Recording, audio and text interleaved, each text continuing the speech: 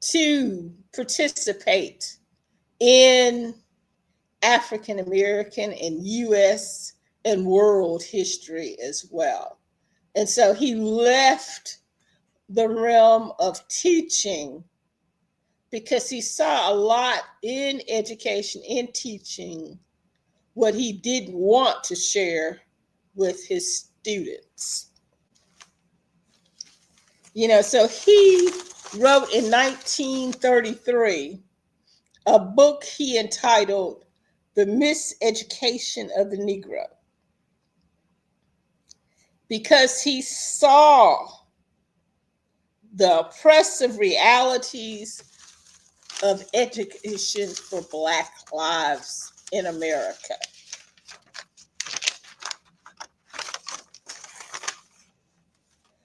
Carter G. Woodson life became a way of rewriting, developing new scripts of knowledge to account for the humanity of Black people, and in do so, he revised what constituted human history altogether.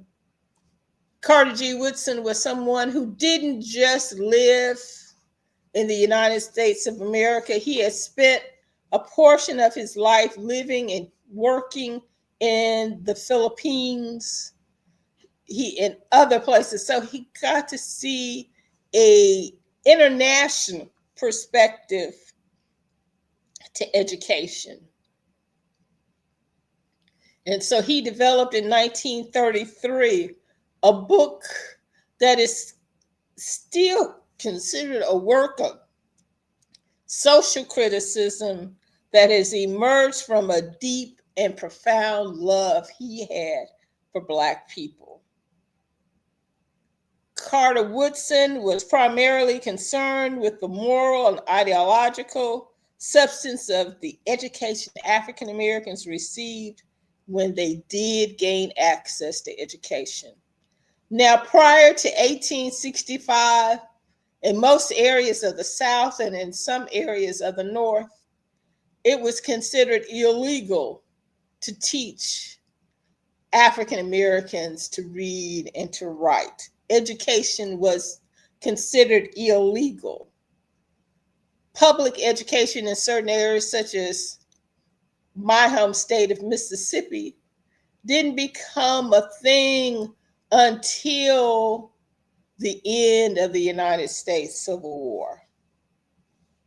But oftentimes, the problem that Carter G. Woodson and others saw with education is that education was used to convince African American people of our inferiority. And when you have an education like that, why not exploit, enslave, or exterminate a class everybody is taught to regard as inferior? For a long time, even African American schools didn't teach African American history or literature or anything relevant to African American people. And we saw a change in that in the 1920s with the development of the Jazz Age, and even on into the civil rights movement of the 1950s and the 1960s. Margaret Walker, for her second complete book of poetry, her first book of poetry had been For My People, for which she won the Yale Younger Poets Award in 1942. But her second complete book of poetry was entitled Prophets for a New Day. And one of the poems she wrote for that was entitled Street Demonstration. And I want to share that poem with you. Hurry up, Lucille, or we won't get arrested with our group. An 8-year-old demonstrator, 1963. We're hoping to be arrested and hoping to go to jail. We'll sing and shout and pray for freedom and for justice and for human dignity. The fighting may be long and some of us will die, but liberty is costly. And Rome they say, to me, was not built in one day. Hurry up, Lucille, hurry up. We're going to miss our chance to go to jail. You know, the significance of that poem and of that period is that African Americans and people aligned with African Americans realized that African Americans had value, had lives worth risking their lives for. And so they were willing to participate in street demonstrations and to go to jail and to even die. Last year was the 60th anniversary of Freedom Summer, and we celebrated that a year-long celebration of that 60th anniversary. And three young men in particular, during their first investigative work as part of the movement, Andrew Goodman, James Chaney, and Michael Schwerner, lost their lives. So people realized that that value came with a cost, a costly cost. And you know that it took a long time to get to where we were, where we are. And it was going to take a long time to get past that. And one of the ways we do that is through education. Now, the question is, though, what kind of education?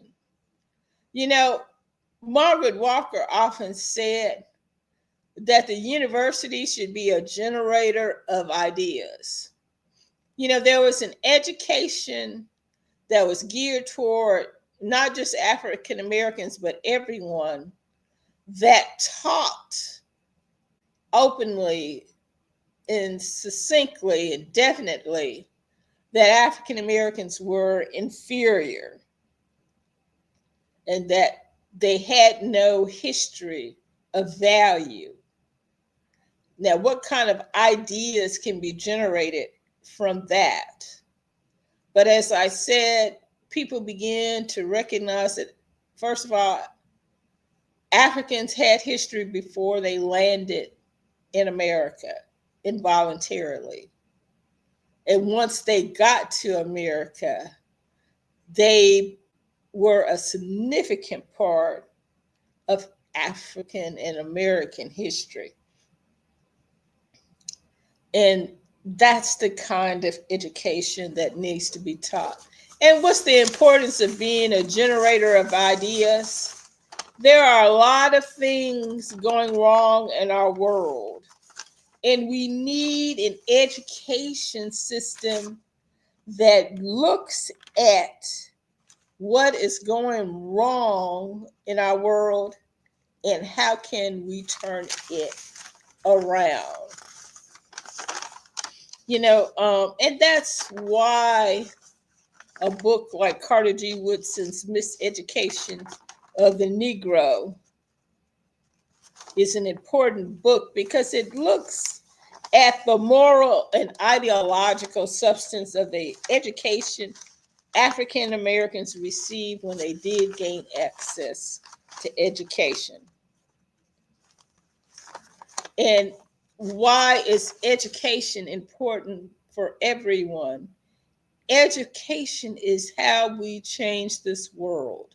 It's how we understand that we're not a world of one person or of one race, but there are multiple races and multiple people, all of whom have made significant contributions and who need to be their history understood, explained, and taught. I wanted to talk in particular about Black History Month, because this year has seen a significant attack on diversity, equity, and inclusion programs is seen as significant attack on the idea of Black History Month. But why are diversity, equity, and inclusion programs and resources needed in the United States? And what do they contribute to the growing of the United States? That's what we need to look at. And why is something like not just Black History Month? In February, we celebrate Black History Month. In March, we'll celebrate Women's History Month. There is a month dedicated to Pacific people of the Pacific area, Pacific Ocean area. There is a month dedicated to Hispanics. There's a month dedicated to poetry. April is National Poetry Month. There's a month dedicated to music. There are all kinds of months and celebrations. And why do we do all these things? Because people matter. Pluralism matters. The understanding that it takes more than one kind of person to make up any successful society. That's what pluralism is. Pluralism is the existence of different types of people who have different beliefs and opinions living within the same society. We're not all the same. We don't all think the same. We can't all think or work the same. But we have to figure out, how do we live in this world as a united group, but as individual people? And that's something that's very important. Now, one of the things that Carter G. Woodson looked at in Miseducation of the Negro was what is known as industrial education and the significance of African Americans learning specific skills in terms of how they are going to live in this world. Now, industrial education or manual arts education had a long history in the United States. I am a graduate of Alcorn State University in Lorman, Mississippi, which is the first land grant university for African Americans built in the United States in 1871. And there are other similar schools that were built as part of the Morrell Land Grant Acts, teaching people how to work and how to make a living. You know, it was often thought that the thing of an industrial arts education is that it could affect the head, the heart, and the hands.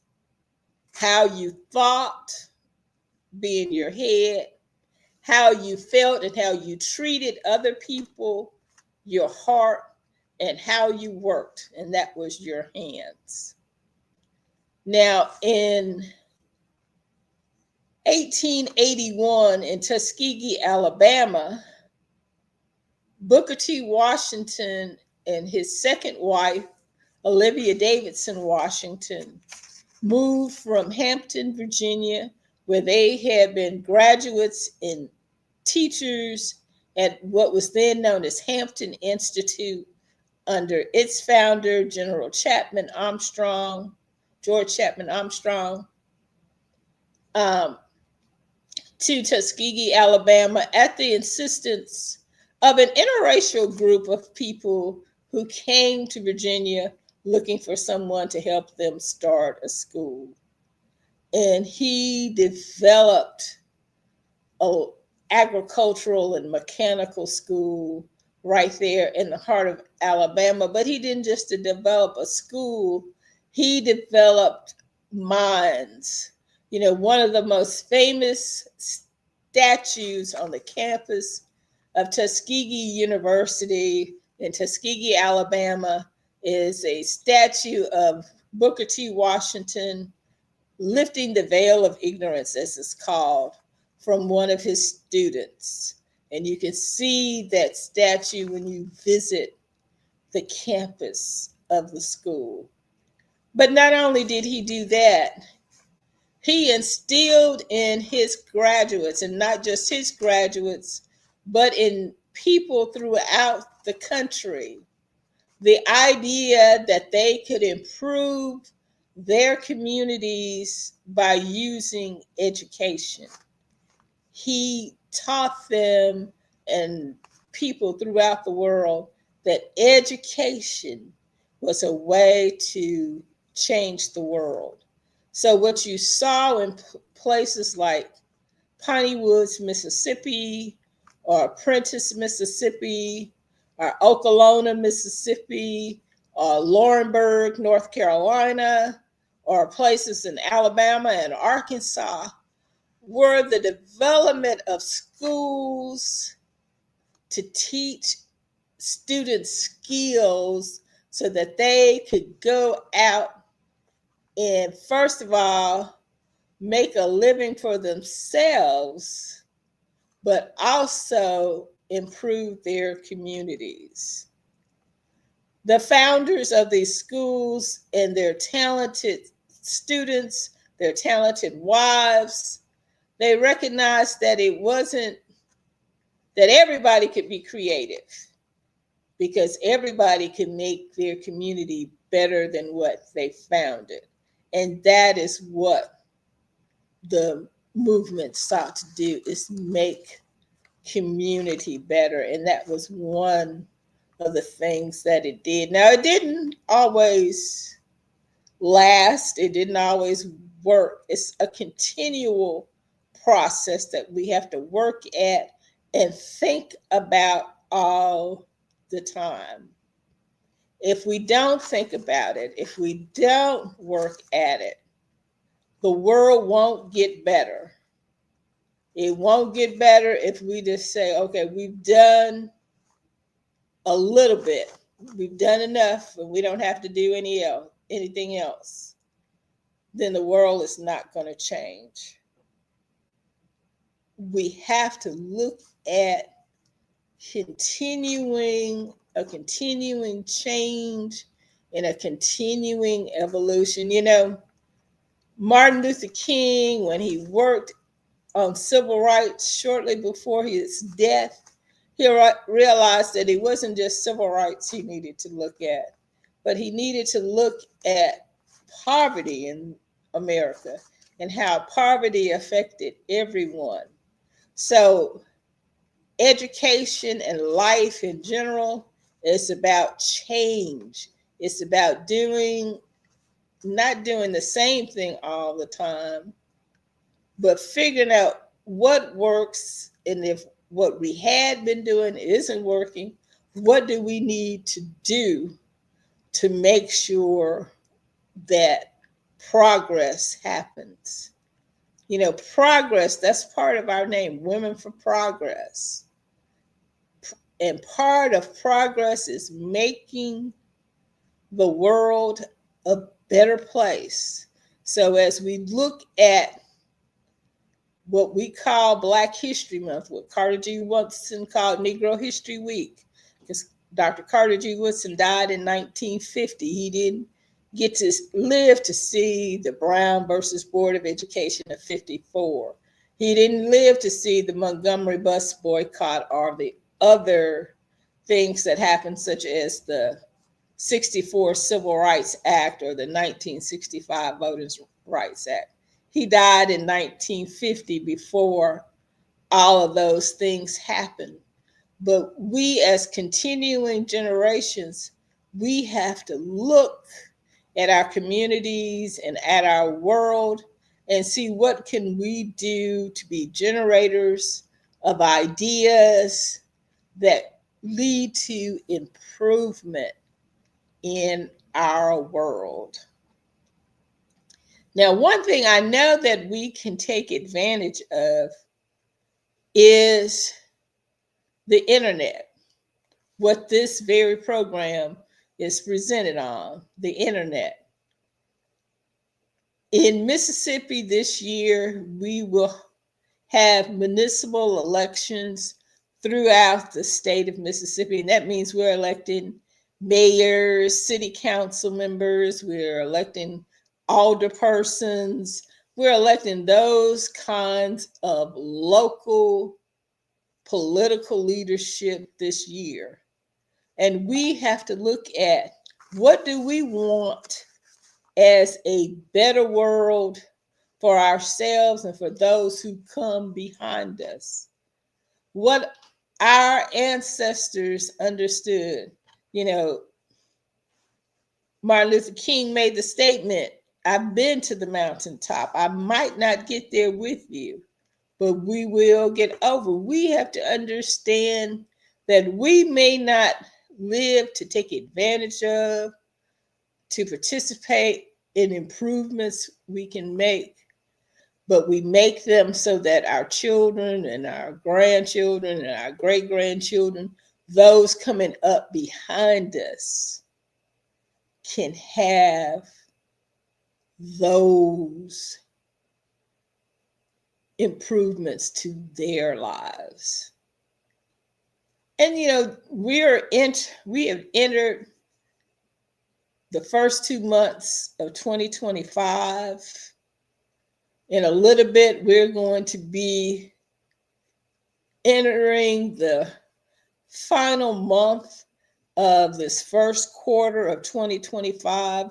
We will start the month of March. And in the month of March, we have things like there are parts of this country that will change times from standard time to daylight savings time. If you are Christian, you're looking at the coming of Mardi Gras and then Lent in March. But as we look at the beginning half of fourth of this new year, we need to stop and think about, what do we want in our world? Not what do our politicians want, not what do our social leaders want, but what do we as community leaders want in this world? You know, because community leaders, political leaders come and go. I saw today where Kentucky Senator and Senate Majority Leader Mitch McConnell is decided not to run again for the United States Senate. So that means we can't just look to politicians, but we have to look within ourselves and see, what do we want to do to build community. When Dr. Carter G. Woodson founded the Association for the Study of what he called Negro Life and History in 1915, we were only 50 years past the passage of the 13th Amendment to the United States Constitution, which outlawed slavery except as a form of punishment in the United States. We're only 50 years past the passage of that.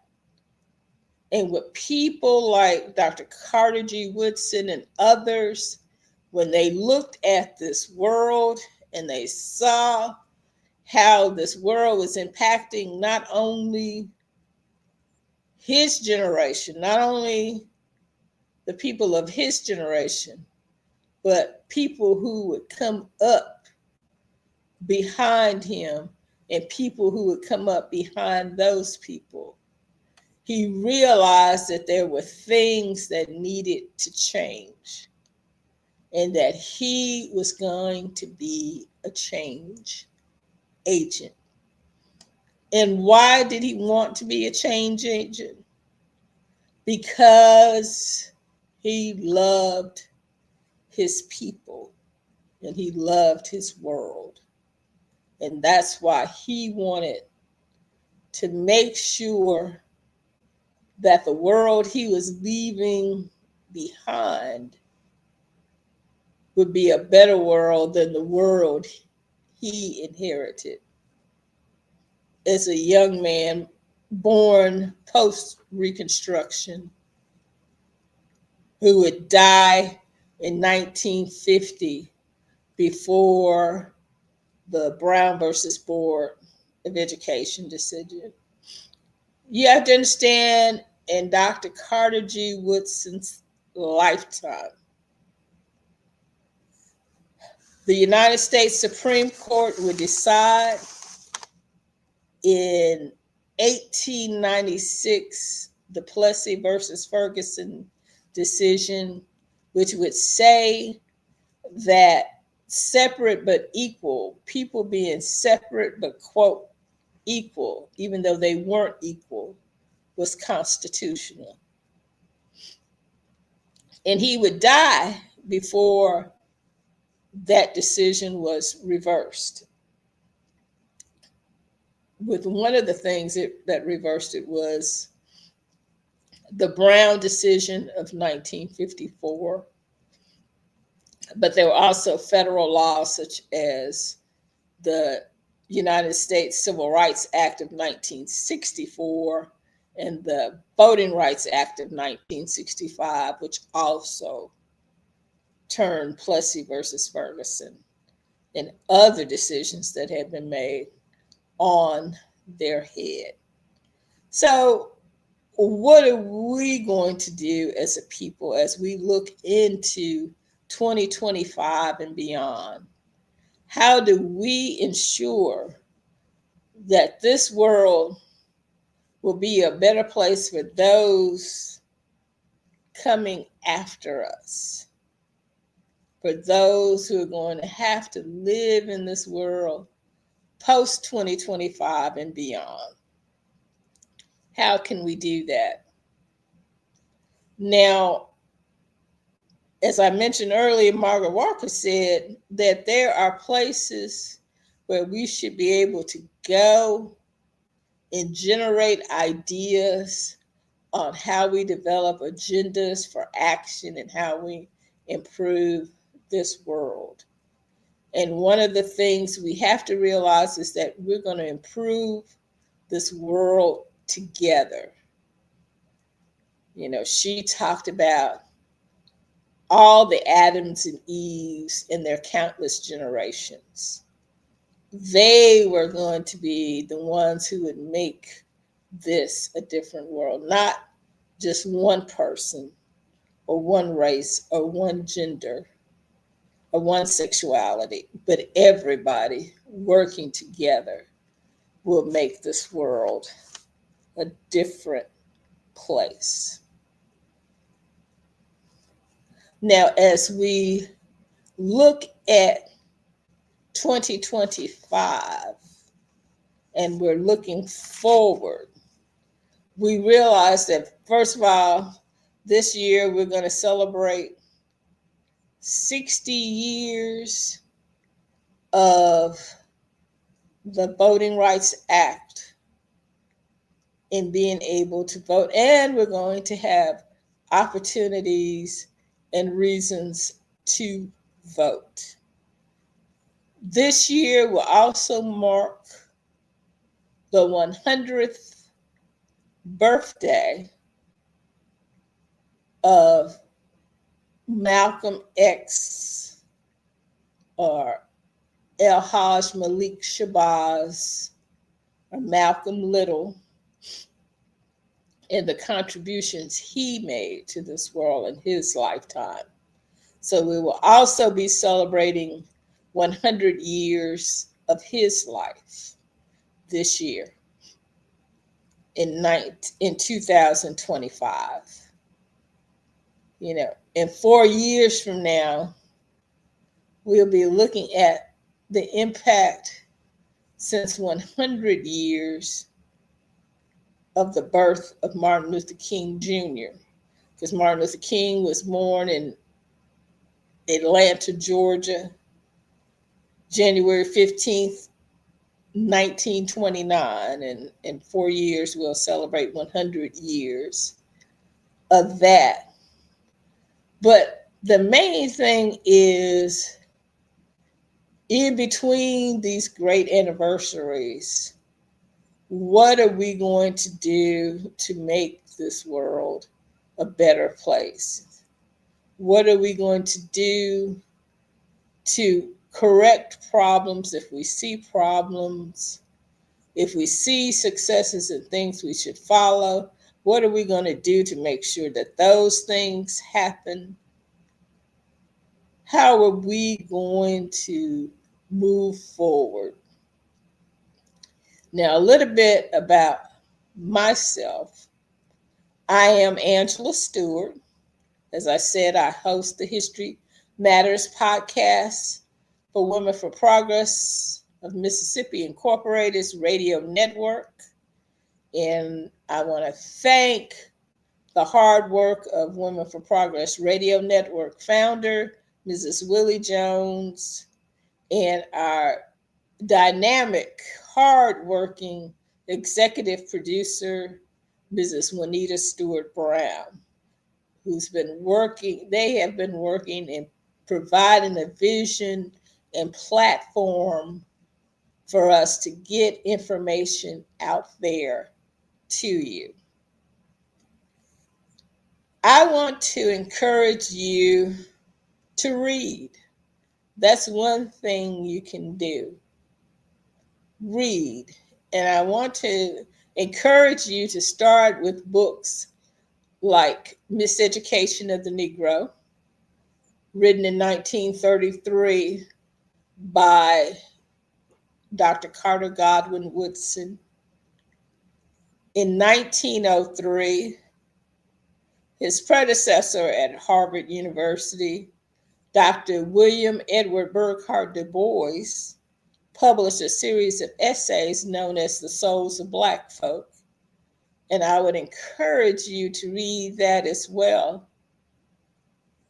Alex Haley co-wrote with Malcolm X the autobiography of Malcolm X. And there are several good biographies of Martin Luther King Jr. out there.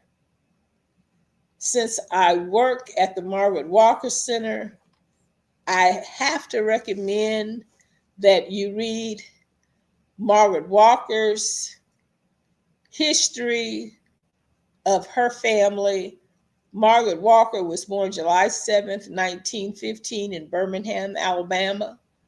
Living with her as a child throughout her childhood was her maternal grandmother, who had been born enslaved in Georgia, and told her truth about her life as she transitioned from enslavement in Georgia to freedom in Alabama.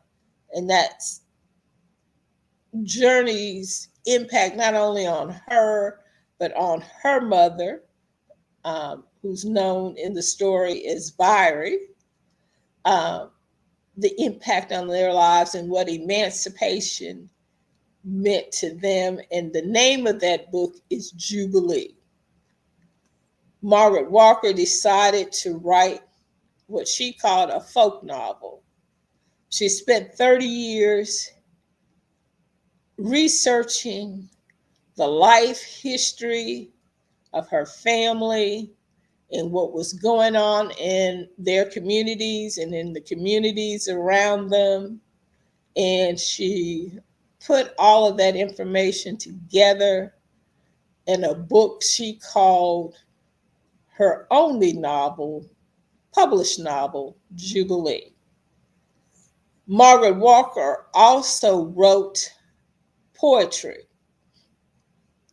She would publish a book of poetry entitled For My People. When she was a young woman in 1937, she published in Poetry Journal For My People, the single poem. For the Yale Younger Poets Award, she put together a whole assemblage of poems, and the book became known collectively as For My People. And that collection of poems included ballads, it included poems, it included topics that were folk topics as well as historic topics in that first collection of poetry, for which she was the first African American woman to receive the Yale Younger Poets Award in 1942.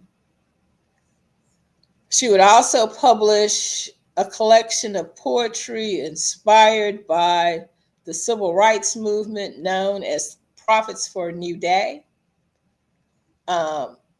She would publish another brief book of poetry called October Journey, and that is a enchanting book of poetry because she includes a very long poem that she wrote in tribute to her father. Her father was of Jamaican origin who came to the United States initially to meet Booker T. Washington and attend Tuskegee, but he would end up with a master's in theology from Northwestern University in Evanston, Illinois, which is Margaret Walker's alma mater. And that's one of the longest poems she has in October Journey. Another excellent poem she has in that book is the title poem, October Journey. After October Journey, she's going to publish what she calls her collected work of poetry with the University of Georgia Press, which would include poems from For My People, Prophets for a New Day, October Journey, and a new book that she's going to call This Is My Century, and a group of poems that she dedicated to an area of Jackson, Mississippi, known as Fair Street. And that would be her final book of poetry. But another thing she wrote all the time essays. That was something she wrote constantly. Her biographer, Dr. Mary Emma Graham, who's written and published a magnificent long biography of Margaret Walker, she collected Margaret Walker's essays into a collection called How I Wrote Jubilee and Other Essays that was published by Feminist Press. And she also has an excellent book of essays published by the University of Tennessee Press in 1997, a year before Margaret Walker died, entitled On Being Black, Female, and Free. In addition to these, Margaret Walker also wrote a book, a biography of the life of Mississippi writer Richard Wright, who was born in Natchez, Mississippi, grew up in the Delta of Mississippi, as well as in Jackson and Memphis, spent some time in Chicago where he and Margaret Walker would actually meet, lived for a while in New York before he would spend the rest of his life in Paris, France. So she writes a biography of him as well. And she has numerous other unpublished writings. I serve as the archivist at the Margaret Walker Center at Jackson State University. And if you're interested in any of these, we have her published works for sale at the COFO Center, which is located at 1017 John R. Lynch Street in Jackson, Mississippi. But in addition, we also have our unpublished works, and you would have to work through me to be able to look at those works as well. But she wasn't the only writer. Margaret Walker wrote primarily her early writing during what was known as the Chicago Renaissance. She worked for initially the Federal Writers Project after she graduated from Northwestern University. And she got to know people like Sterling A. Brown. She got to know people like Melvin Tolson and Owen Dotson and Ralph Ellison and Robert Hayden and other writers of the Chicago Renaissance and later. But she had also been mentored by people like William Edward Burghardt Du Bois and his fellow NAACP activist, James Weldon Johnson, James Weldon Johnson was the first African American to serve as executive secretary of the NAACP and a writer as well, and a gifted anthologist. One of the earliest anthologies of Negro poetry was put together by by James Weldon Johnson. I think most people know that he wrote what's now known as the Black National Anthem, Lift Every Voice and Sing. He wrote the words, while his brother, John Rosamond Johnson, wrote the music. And there are many, many other authors. I would suggest that you get a hold to a great anthology. Abraham Chapman has collected 2 volumes of anthology and Original Black Voices that looks at older voices from the earliest African American writings, people such as Phyllis Wheatley, to more recent writings. And then he has a second volume of Black Voices that's newer writers. But so those are the kinds. And Henry Louis Gates has what's probably a little difficult to find now, an anthology for Norton of African American literature that he and several other writers published as well. But there are numerous anthologies of African American literature that include essays, poems, short stories, and other forms of writings in them. Margaret Walker grew up, she said, before she even learned to talk herself or to read or write. Her mother was reading the works of people such as Paul Laurence Dunbar to her. She had the opportunity to know people like Zora Neale Hurston.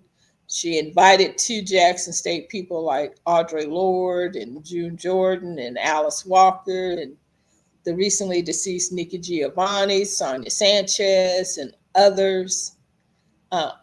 All of these people have writings that not only tell us about the Black experience, but how we can make the world a better place.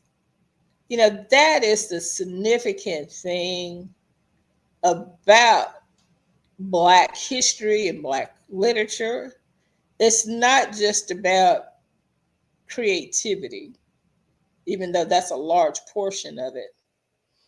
It's also about how can we use our heads, our knowledge, to make the world a better place.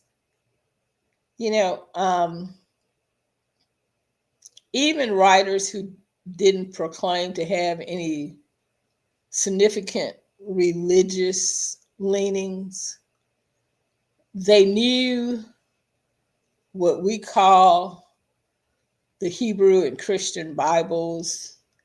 They knew about the passage about love your neighbor as yourself, and what the significance of loving yourself and other people means to this world.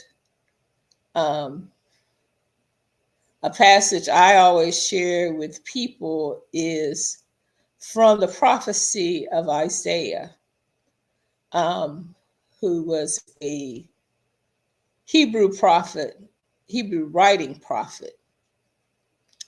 And he wrote in chapter 58, and he was quoting the words of God that about the kind of fast that God wants. And God sees us as being, repairers of the breach, repairers of streets which in to live in. And that is a challenge for us today. How do we become repairers of the breach? How do we create communities? How do we create families that people want to live in? How do we do that? And that's one of the things that Black literature teaches us, that talks to us about creating family and community and using that community to create a better world. And that's something we need to think about throughout this year, throughout all these years, but starting with February 20th, 2025, how can we make this world a better place? How can we make our communities a better place? And one of the things we have to do is be politically aware and involved, but not only involved in the political aspect, but in the commercial and the community aspect of our world. We have the power in our hands. Lance Jeffers wrote a poem, if I knew the power in my Black hands, if I just knew the power I have right here in my hands in terms of how I can change this world and make this world a better place. But a lot of times we don't acknowledge the power that we have within ourselves to make this world a better place. We don't have to wear a mask. Paul Lawrence Dunbar wrote about, we wear the mask that grins and lies, it hides our cheeks and shades our eyes. This debt we pay to human guile, with torn and bleeding hearts we smile, and mouth with myriad subtleties. Well, we don't have to be like that anymore. We can be more proactive in how we change and build this world. In 1973, Margaret Walker invited to Jackson State University, where she was teaching. Margaret Walker had come to Mississippi in 1949 to join the language arts department at Jackson State University.